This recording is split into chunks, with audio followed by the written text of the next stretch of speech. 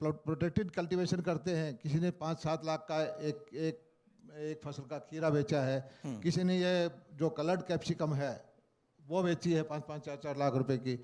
तो ये ठीक है कि रिस्क नहीं ले पाते किसान, लेकिन हम उनको सब्सिडी दे रहे हैं, उनको ट्रेनिंग दे रहे हैं, उनको बीज से लेकर बाजार तक उनका साथ दे रहे हैं।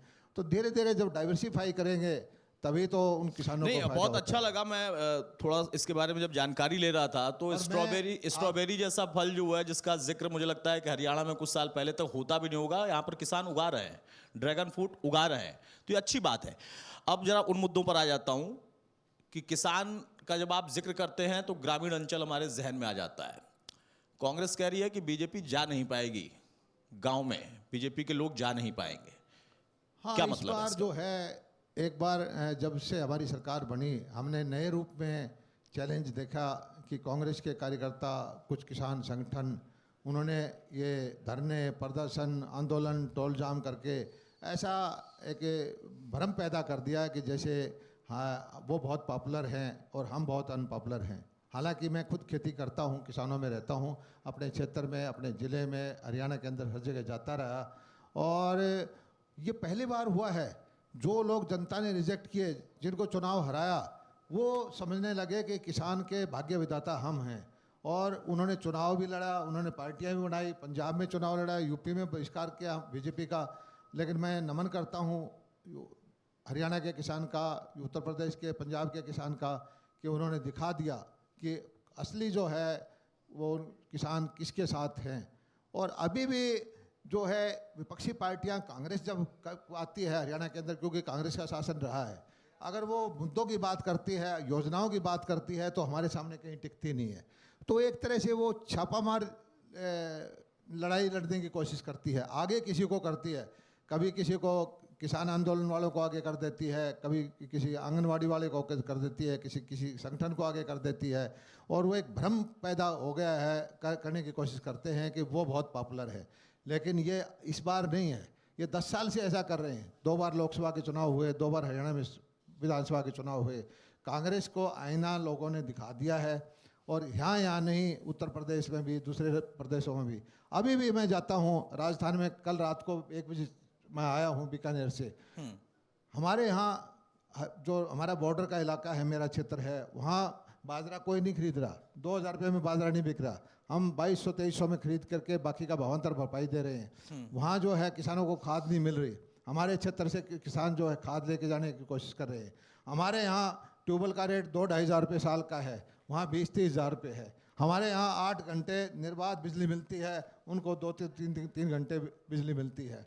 वहाँ का किसान ये कहता है, मैं गया हूँ चूरू में, सीकर में, झुंझुनू में, वो कहते हैं कि हमें हरियाणा में मिला लो। हरियाणा की जो योजनाएं हैं, इतनी किसान हितैषी योजनाएं हैं कि हमें जो है कांग्रेस ने झूठ बोल करके, कर्जे माफ़ी का नारा दे करके हमारा वोट ले लिए।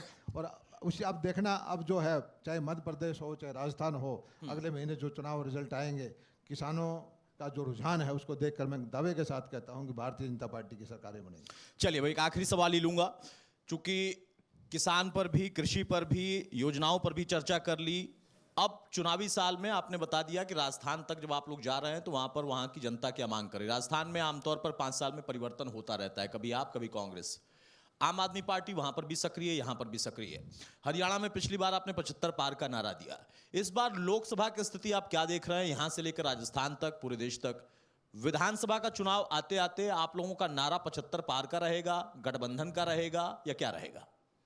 देखिए, जहाँ तक लोकसभा की बात है, आज भारतवासी ही नहीं, सारी दुनिया के नेता मानते हैं कि मोदी जी के रूप में जो हमारे प्रधानमंत्री हैं, इतना सक्षम नेता, इतना लोकप्रिय नेता, इतना राष्ट्रभक्त नेता पहले कभी नहीं हुए।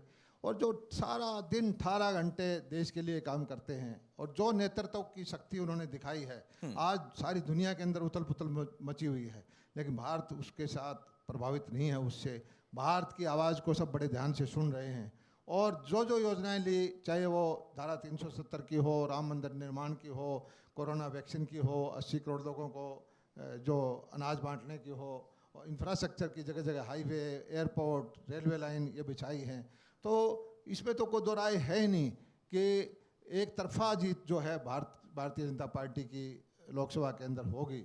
और हरियाणा की भी जो डबल इंजन की सरकार है, जो नीतियाँ जितनी तेज़ गति से, जितने अच्छे ढंग से हमने लागू की हैं, और उसी तरह से तीसरी बार फिर जो है विधानसभा में हमारी सरकार भारतीय जनता पार्टी की फिर बनेगी। और ये जो लोग जिनके वक्त में बम ब्लास्ट होते थे, जिनके वक्त में जो हेडलाइन आती थी कि इतने का घपला हो गया, इतने का घपला हो गया, ये अपनी बातों को छिपाने के लिए अपनी पार्टियों का नाम बदल करके एक INDA के नाम से गठबंधन बना रहे हैं। हालांकि ये गठबंधन चलना नहीं है, अभी से लड़ाई झगड़े शुरू हो गए हैं, इनका सीटों का तालमेल। गठबंधन तो कह रहे हैं चौधरी वीरेंद्र सिंह कि आपका भी नहीं चलना है, बम ब्लास्ट वो भी कर देते हैं बीच बीच में। नहीं, हमारा गठबंधन जो है, हमारा चुनावी गठबंधन नहीं था। हमारा सरकार क्योंकि हमारे विधायक थोड़े से 4-5 की कमी थी, और सरकार चलाने के लिए है, वो हमारा ठीक चल रहा है। आगे हमारा जो नेतृत्व फैसला करेगा वो ठीक होगा। लेकिन ये मैं दावे के साथ कहता हूँ कि जो INDA के नाम से जो गठबंधन बना रहे हैं, इनका एक ही मकसद है कि अपने परिवार, अपने मित्रों, अपने चहेतों का भला करना। कोई ऐसी नीति नहीं दे पा रहे कि देश के किसानों के लिए क्या करेंगे, देश के आम शहरी के लिए क्या करेंगे। इनका एक मकसद है कि मोदी जी को रोकना। लेकिन मोदी जी को आशीर्वाद भारत की जनता का है। भारत की जनता समझती है कि ये ऐसा आज जो नेतृत्व है, इतना सक्षम नेतृत्व, इतना देशभक्त नेतृत्व पहले कभी नहीं मिला।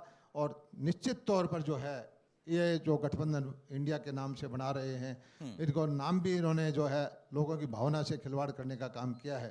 इसको कोई लोग जो है ध्यान नहीं देंगे, और फिर जो है मोदी जी के नेतृत्व में भारतीय जनता पार्टी की सरकार बनेगी। चलिए, बहुत शुक्रिया जेपी दलाल साहब हमारे साथ चर्चा में शामिल होने के लिए। तो कृषि मंत्री का स्पष्ट कहना है कि भाई किसान चूंकि उनकी जिम्मेदारी है, उनको मंत्रालय मिला हुआ है, वो लगातार हरियाणा से लेकर राजस्थान तक चुनावी समर में वो भी सफर तय कर रहे हैं। और हरियाणा में जो जिम्मेदारी उनको मिली, उन्होंने किसानों के लिए सिर्फ परंपरागत खेती से हटकर कहां-कहां पर विकल्प हो सकते हैं, इन सारी चीजों का जिक्र किया और उस पर वो लगातार काम कर रहे हैं। और इस आधार पर वो कह रहे हैं कि जब हम चुनाव में जाएंगे तो मुझे पूरा विश्वास है कि वो दावा जो कि कांग्रेस या बाकी अन्य दल कहते हैं और करते हैं कि जो सरकार में बैठे हैं वो जरा गांव में जाकर तो दिखाएं, वो दावा खोखला साबित होगा और हमारी जीत होगी। अब जीत हार वो तो जनता के हाथ में है, लेकिन ये विश्वास अगर है तो इस पर कुछ ना कुछ जरूर आधार होगा। और उसके साथ साथ जो बाकी अन्य मुद्दे हैं, वो चाहे राजनीति से जुड़कर हो, मंडी से जुड़कर हो, धान की समस्या से जुड़कर हो, सब पर उन्होंने जवाब बेबाक दिया कि हम कर रहे, जो कमियां हैं उसको दूर करेंगे। कुछ कह रहे हैं? छोटी सी बात और मैं कहना चाहता हूं कि हरियाणा के किसानों का डेलीगेशन मैं बिहार में भेजूंगा और उनको ट्रेनिंग दिलवाऊंगा, उनको सारा तरीका समझाऊंगा, और मैं कोशिश करूंगा कि हरियाणा के किसान जो तालाब बना करके, पौंड बना करके मोती की खेती करें, जो रोजगार के साधन इससे उपलब्ध हों। आप कुछ अगले साल देखना कि हरियाणा के किसान मोती की खेती करते मिलेंगे, उनकी आमदनी बढ़ेगी। चलिए, इसके तो मैं शुभकामना दूंगा, लेकिन एक बात आपको सुझाव भी दूंगा कि वो मोती की खेती से क्या बिहार से राजनीति न सीख के चले आए, क्योंकि बिहार की राजनीति बड़ी दिलचस्प होती है। हरियाणा के लोग इस वक्त जो है अंतर्राष्ट्रीय राजनीति तक के गांव का जो छोटे से छोटा बच्चा है उस पर अपने विचार प्रकट कर सकता है। नहीं, अच्छी बात। हरियाणा के लोग प्रभावित होते हैं, जो सुचिता से काम करने वाले लोग हैं, अच्छा काम करने वाली सरकार है, किसान हितैषी सरकार है, नीतियों से प्रभावित होते हैं, किसी दूसरे प्रदेश से प्रभावित नहीं होते। अच्छी बात है, नीतियों से प्रभावित होना चाहिए और मोती की खेती सीखें, जैसा मैंने कहा, बिहार की राजनीति ना सीख लें। एक बार फिर से इस चर्चा में शामिल होने के लिए बहुत शुक्रिया दलाल साहब आपका। एक छोटा सा ब्रेक लेंगे, यहां पर अधिवेशन जारी रहेगा। जी, धन्यवाद।